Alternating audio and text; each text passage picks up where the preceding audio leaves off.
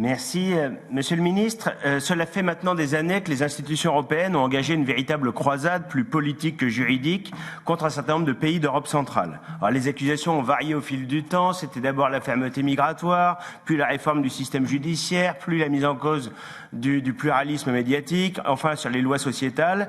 J'ai suivi tous ces dossiers de très près. Nous avons mené des missions très longues, très fastidieuses dans ces pays. Nous avons eu des dizaines et des dizaines d'heures d'auditions dont il a résulté que les accusations n'étaient pas fondées, qu'il n'y avait pas de cas avérés et clairs et incontestables d'atteinte à l'état de droit dans ces pays.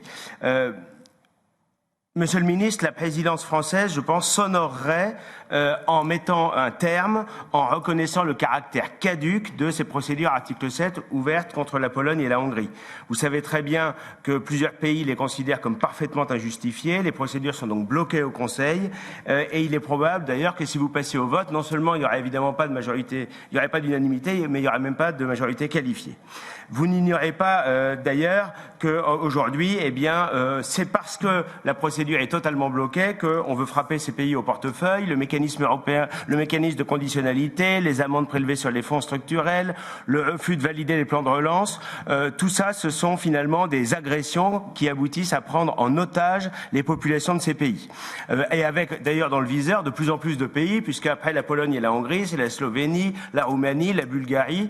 On démontre finalement une forme d'instrumentalisation politique de ces procédures et avec une certaine hystérie. Cette attitude ne pourra que fracturer l'Europe, avec le risque, par dogmatisme, d'aboutir à un blocage permanent, puisque les pays concernés n'auront dès lors, pour se défendre, plus qu'un seul moyen, c'est de bloquer systématiquement l'avancée d'un certain nombre de dossiers pourtant cruciaux au Conseil. Donc je pense qu'à la fois par pragmatisme, autant que par justice et sens de la justice et de l'équité, il est nécessaire d'arrêter cette fuite en avant, de respecter ses États membres, de respecter les choix politiques qui sont les leurs.